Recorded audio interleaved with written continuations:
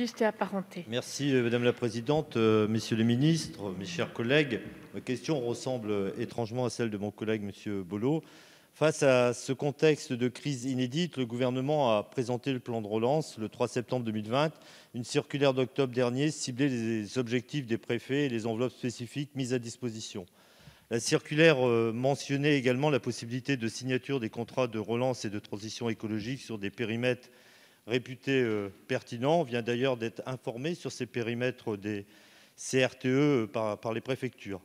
Ma première question, c'est comment s'articule-t-il avec les dispositifs existants qui peuvent épouser quelquefois des périmètres différents? Les dispositifs sont nombreux. Je pourrais citer les CTES, les contrats de transition écologique et solidaire, les territoires d'industrie, les programmes leaders, les contrats de ruralité, les pactes territoriaux. Viennent s'ajouter de jour en jour, c'était rappelé aussi par mes collègues, appel à projet ou appel à manifestation d'intérêt. Les élus sont quelque peu, un peu déboussolés par rapport à cette jungle de dispositions et dans nos territoires ruraux, pénalisés peut-être aussi par cette logique du premier arrivé, premier servi. D'ailleurs, vous venez de nommer, je crois, des sous-préfets à la relance qu'on a pu rencontrer pour essayer un peu de mettre un peu d'ordre et un peu de clarté dans tout cela.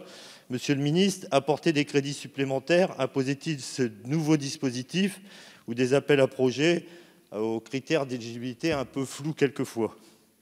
Par ailleurs, ce que je constate sur nos territoires, c'est une pression des préfectures et sous-préfectures sur les élus locaux pour s'engager dans des nouveaux projets.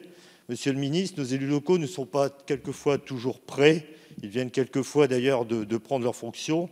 Pour d'autres élus locaux, les moyens manquent en ingénierie de projet, notamment pour les plus petites collectivités. Or, pour être efficaces et économes d'argent public, ces projets doivent être réfléchis et cohérents d'un point de vue territorial.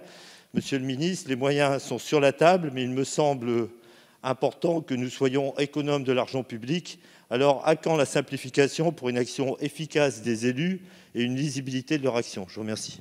Merci Monsieur Bricout. Monsieur le ministre. Merci Madame la Présidente. Monsieur le député Bricout, pardonnez-moi de souligner une forme de paradoxe à votre question. Je vous ai entendu à plusieurs reprises pendant les débats sur les lois financières demander et revendiquer même la territorialisation du plan de relance et l'association des élus au plan de relance. Nous avons tous en commun le fait de considérer que la multiplication des périmètres de contractualisation manque parfois de lisibilité, et ce bien avant que le plan de relance soit mis en œuvre. Aujourd'hui, comment est-ce que nous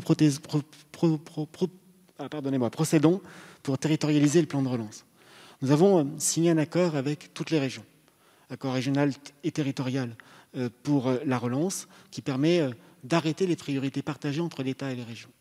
Nous ouvrons la possibilité de signer, c'est la circulaire que vous avez rappelée, des accords infrarégionaux avec des métropoles. Celle de Nantes a contractualisé et s'est engagée dans la relance, avec des départements. 3 d'entre eux ont contractualisé d'ores et déjà, la Gironde, la Charente-Maritime et un département qui m'est cher, l'Ardèche, dont le contrat a été signé il y a quelques jours. Nous sommes en train de rendre public, vous l'avez dit, le périmètre des contrats territoriaux de relance et de transition, les CRTE. Il nous avait été promis qu'aucun élu ne s'intéresserait à ces contrats et que ce mécanisme ne rencontrerait aucun succès. À l'heure où nous parlons, 99,1% du territoire sera couvert par des contrats territoriaux de relance. Et à l'heure où je vous parle, il n'y aura au maximum que 5 intercommunalités, peut-être même qu'une, qui n'appartiendra pas à un CRTE parce que les élus ne souhaitent pas y participer. Ces CRTE sont pensés pour justement regrouper et faire mettre en cohérence les dispositions du plan de relance avec les actions menées sur le territoire. Ce sont des outils qui sont utiles et qui nous permettent d'avancer. Et nous accompagnons ces outils d'aide à l'ingénierie et de délais supplémentaires, comme cela a été rappelé par Bruno Le Maire, notamment pour les communes rurales et les QPV, avec 1 mois supplémentaire pour pouvoir achever le montage des dossiers et leur permettre d'accéder toutes et tous à la relance. Si nous avions été dans une logique totalement descendante, en nous appuyant uniquement sur les administrations déconcentrées, je suis à peu près convaincu que les critiques que vous nous avez adressées à l'instant auraient été encore plus fortes, parce que justement, les élus n'auraient pas été associés au choix des projets soutenus par l'État dans leur territoire.